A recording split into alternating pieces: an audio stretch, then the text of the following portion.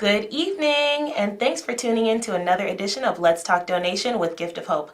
I'm your host, Olivia Fox, and this is an interactive call-in show where you, the viewers, can call in and ask me and my very special guests any questions that you guys might have about the organ and tissue donation community. We're streaming each week at cantv.org/hotline, and you can call in and join our conversation at 312-738-1060. So I know a lot of you all have been hearing the commercials and we're like, talk donation. What type of donation? Donation to charity, donation to education, what? In actuality, it's a little bit of both. It's donation to our fellow man, woman, and child, as well as education about the topic of organ and tissue donation.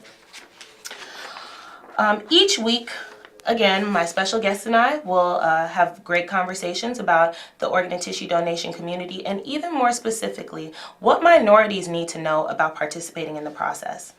Ultimately, our sole goal is to give you enough information to dispel the long-standing myths and misconceptions while helping our viewers to understand that Gift of Hope is a very honorable and trusted partner in the community. We recognize that minorities have a very, very valid fear and distrust of the medical industry. But within the past 30 years, with the help of our hospital partners, community partners, religious partners, advances in modern medicine, all of this stuff has really come a long way. And it's important for us to understand that these are resources that we need to take advantage of now and understand the facts about them now. Gift of Hope has been a part of the community and helped turn a lot of tragedies to triumphs. And we want to keep doing that through organ and tissue donation. So we'll be right back after our regularly scheduled commercial break, and welcome.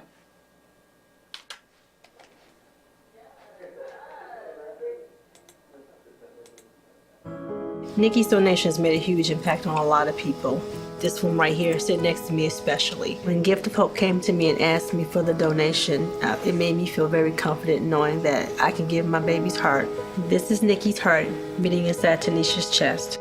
So when I heard this pounding, like, what is that noise? And the nurse said to me, that's your heart.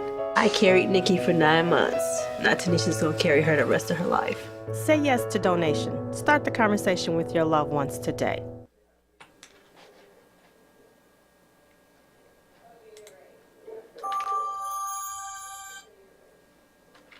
Welcome back.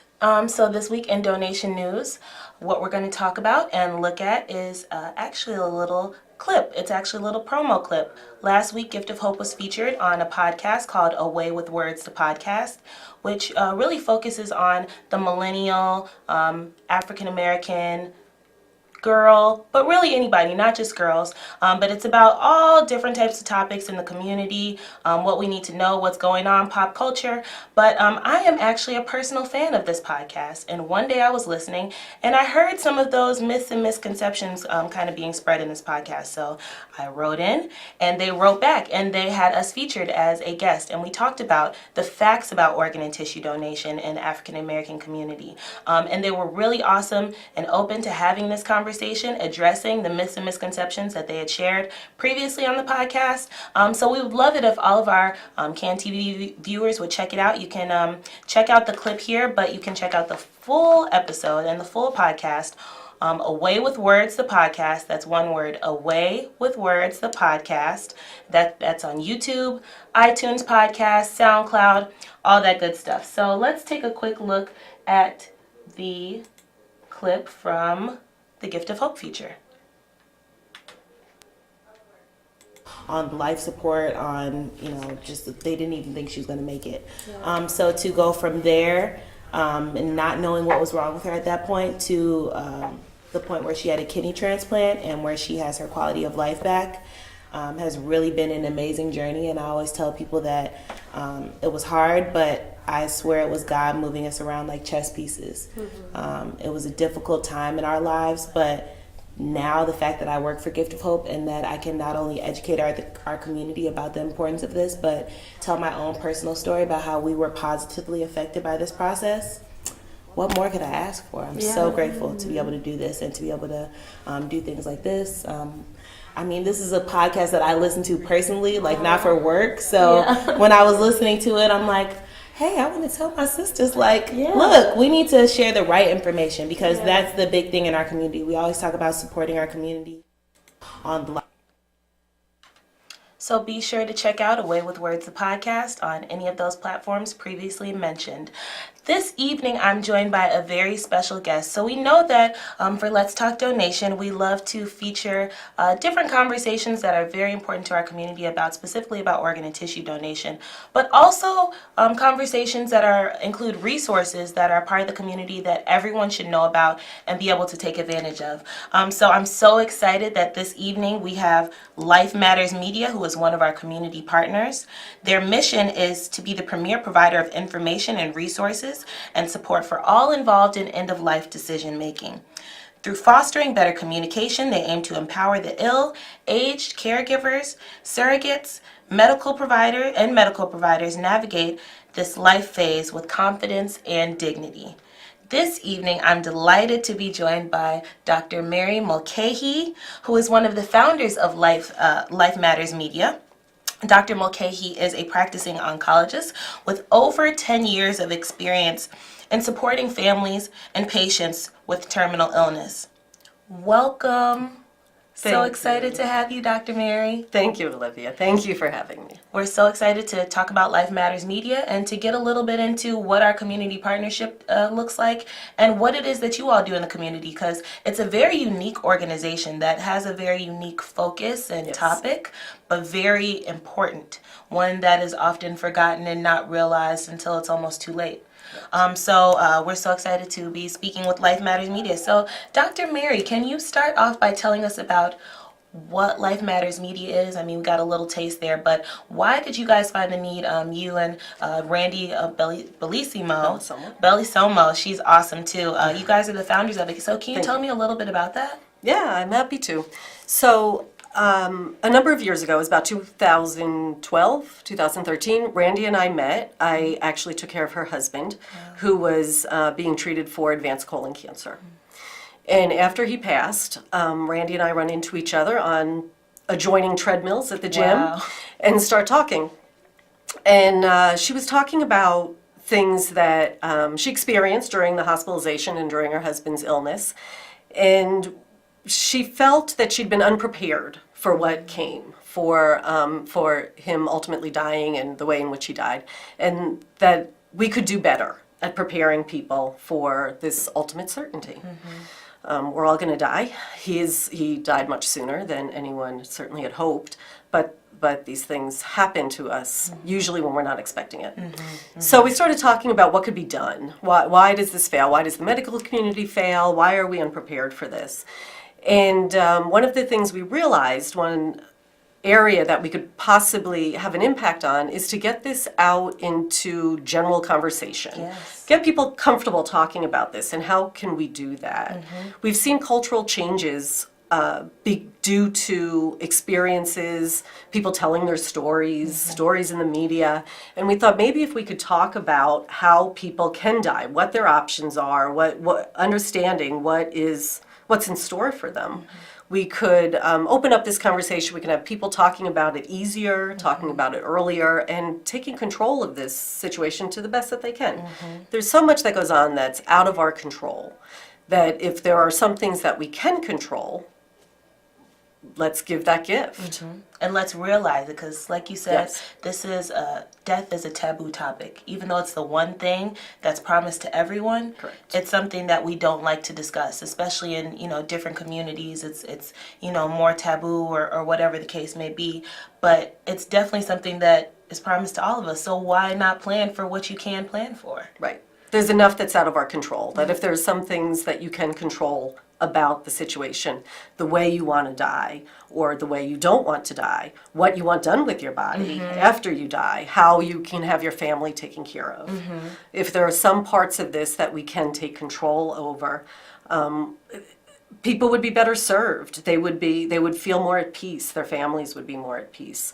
So this was our mission, was to try and get these stories out and talk to people about what options there are.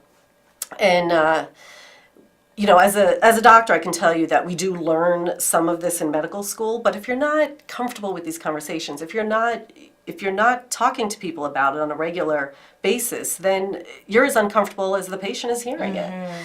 So And who wants a doctor that seems uncomfortable? yes. Yeah. And it happens a lot. It's, as I've said before, it's just like any other skill. You have to practice it. And just like a surgeon has to practice doing an operation, Sure. a physician needs to practice having a difficult conversation like this and helping to guide a family through this often very stressful time. So, why is, you kind of touched on this in your explanation of the importance of Life Matters Media, but how did we become community partners? Some of our viewers that watch weekly kind of know that each week we talk about making this decision, making it more of a regular conversation, one that you're not having in that hospital setting, but making sure that it's something you know before you get to that space, maybe having the conversation over dinner. Why do you feel that a community partnership between Life Matters Media and Gift of Hope is so important? Oh, it was part of our plan from the beginning. It is a perfect partnership because what we're trying to do is get people to talk more comfortably about these issues. So first you have to know what the issues are. You have to educate yourself and you have to become educated. And the way we approach this is to go out into the community. We go into the community, we talk to people, and in a very frank way, we explain what the options are, what things can they control. And Dingling, that's what Gift of Hope does too. We do that grassroots outreach where we're talking with the people and, you know, not just at them, not throwing stuff at them, but really being a part of those communities. Yes, empowering people to make these decisions and to learn more about it. And we don't have an agenda. We're not trying to get them to do one thing or another, but we just want to educate them about what the options are so that they can explore this. So in one of our programs, we wanted to talk about organ donation as an option. Here is an option you can make. And if you can make that decision beforehand, then you take that burden away from your family who's going to be faced with that decision. You mentioned it earlier, it's a gift. Yes, it is. It's a gift to your family to relieve them of this burden. Yes, definitely. So, let's see where we're going here. That actually reminds me of the first time I spoke with Life Matters Media. And it was actually one of my first maybe couple of weeks as an outreach specialist with Gift of Hope, and I was just kind of thrown into it like, here, go do this presentation for this group of people at this library. So I get there and I walk in and it's a group of beautiful older women. Also shout out to May being Older Americans Month. That's another reason why we're having this great conversation. So I walk into this room of beautiful older women, and then I see Randy and I see Mary, and they're like, there you go ahead and get up there. And I'm like, okay, let's talk about organ donation. And I saw their faces kind of, you see that tension, you see that wall right away. And so, you know, what I did, trying to think quickly, I say, you know what, forget that presentation. What we're going to do is we're going to have a regular conversation about what I've been through, what your family has been through, because I'm sure there's a lot of similarities. And that's what we were able to do that day. And we really had some interesting conversations with some of the people that attend your events. And there was one lady that was concerned about, you know, not only things that she had heard about in the past about organ and tissue donation, but also the fact that she wanted to actually donate her body to science. But she wasn't sure if she could do that and be an organ donor, because she felt that what was most important to her was that she could be used for research that could help her community. In that case, it was the African American community with, you know, whatever illness it was, or, you know, whatever was going on with her body. So we were able to address that and talk with her in a safe space, have a medical professional that was able to, you know, not only, you know, support me as the Gift of Hope person, but, you know, say, hey, from the medical field, from the medical standpoint, this is something that you can do both, and this is a decision that, you know, like you said, it's yours to make. This is just one of many decisions that you can make. So being able to understand how these processes work and where everything fits in with each other is something that you guys at Life Matters Media is really helping the community to be able to do. So that's absolutely awesome. Yeah, that's our goal, is to create these spaces for people to have these conversations, because they are considered taboo conversations, and people have a hard time talking about this. But I can tell you that early on in our organization, we went all across the city, Okay. to every Chicago senior center from the north side to west side, south side, and talked to people. And we took surveys of people about what they know and what they've done and what sort of planning, and we found tremendous similarities across the city. Everybody Across cultures, huh? across cultures. Everybody knew what they wanted at the end of life. Not everybody had spoken with somebody about it, and very few people have actually documented anything. And it was regardless of what part of the city. The only difference we found was some people at a higher income maybe had more paperwork done. Interesting. More likely to have lawyers. So, so what we felt was important was to reach out to the people who don't have access to everything, and let's see what we can do to bring them up, to help them to take control of this and make these decisions for their end-of-life plans. Our series, we have a series of programs that we do. And the first one we call Starting the Conversation. Okay. Because that's what this is. It's a conversation. And that's what we want people to do. We want people to get comfortable with the conversation, understand what the conversation's about, and really make their family comfortable. Because that's one thing we found a lot. A lot of older people say, I know what I want. I want to talk about this. My kids don't want to hear it. So how can they approach their children, and how can they stimulate this conversation so they can get what they want? People feel vulnerable. There's another parallel there. Like you said, these are just conversations you're having Yes. with your family and loved ones. Just like our commercial says, start the conversation with your loved ones today. Not once they're sick and in the hospital, but today when we're having dinner. So all of these things, it's important to have these conversations. While we're on that, let's quick switch to the overhead to remind everyone that if you guys have any questions or want to check out our website, you can check us out at giftofhope.org. If you have any specific questions for me, if you want to participate with Gift of Hope, if you want us to come out and speak anywhere, or even if you want to reach Dr. Mary Mulcahy, you can definitely reach out to us at ofox@giftofhope.org. That's my personal email address. You can also check out our website, giftofhope.org. And a little bit later in the show, before we go, we're going to show the Life Matters media page. So it actually looks like we got a caller. Go ahead and put the caller through, Des. Hey, caller, what's your name and what's your question?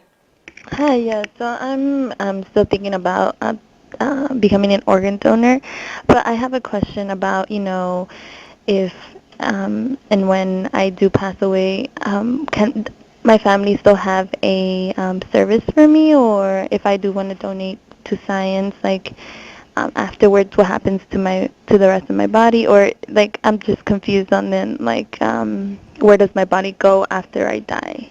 That is an excellent question. Thank you so much for watching, and thank you so much for that question. That's something very important for us to understand when talking about the process of donation, but then also talking about the end-of-life decision-making. Yes. So all of that is your advanced planning and the things, your advanced directives, right? Is that the right Advanced term? care planning. Advanced care planning. The advanced directives often refers to the actual paperwork. Okay. Which people, that's what everybody goes to. They think there's a piece of paper and they're checking boxes. And there's a whole lot that goes on before that. It is more important to have these conversations to make your loved ones aware of what your wishes are.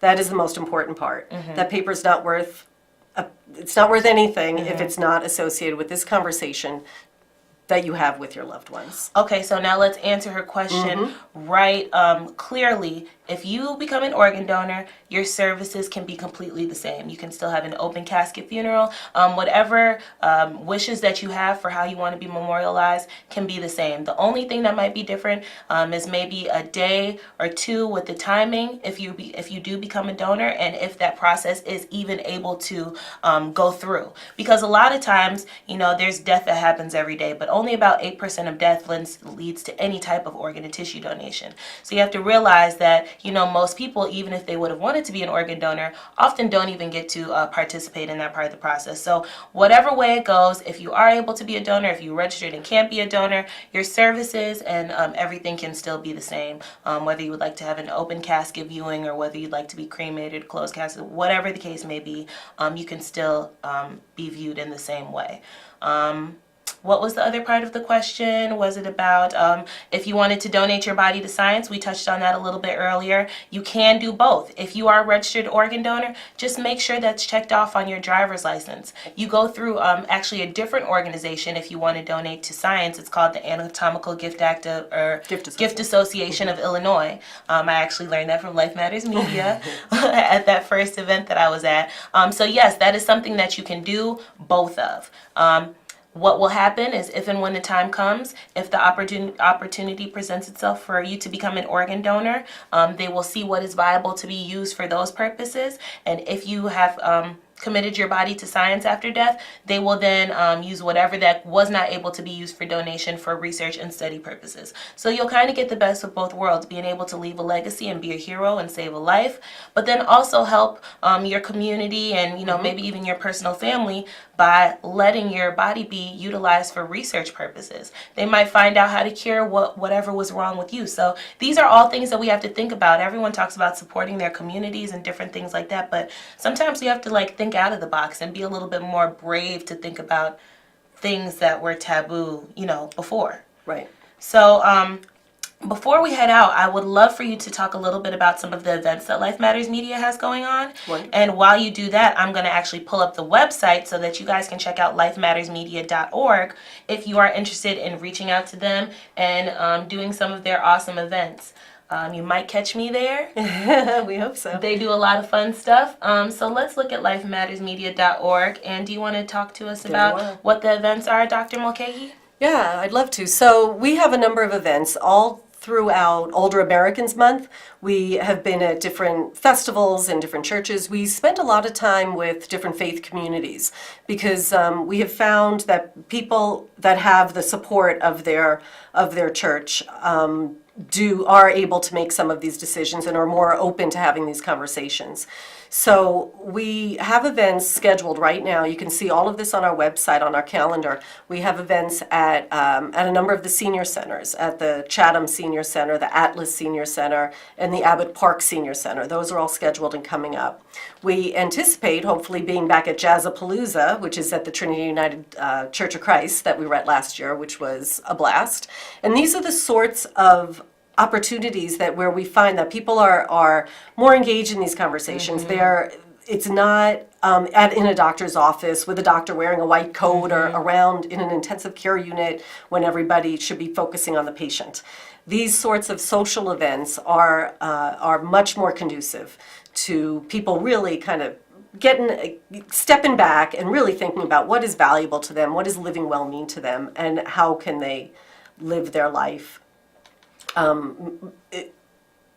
in that way. How can they really honor their own life? So there, you've listed some of the events we have there at some of the senior centers. Yeah, so guys, make sure you head right over to lifemattersmedia.org/events. It's also really easy to get to their events page if you just go to their homepage. They have a lot of really awesome things and conversations going on in the community. A space where you don't have to feel awkward talking about this conversation. A space where you can talk with your peers and your loved ones, get your questions answered honestly and truthfully, and I even believe lovingly, because in that room on that first day when I felt so nervous walking in and so intimidated, I really walked out of there feeling loved and feeling that it was great for us to have this conversation in our community. And we can't be afraid to educate each other and to have these hard conversations and to say, hey, this is what we need to do. This is what we need to talk about. So again, thank you so much for the work that you do in your community, in our community, in the Chicagoland area. Those events that are listed on that screen, make sure you go to lifemattersmedia.org because there are events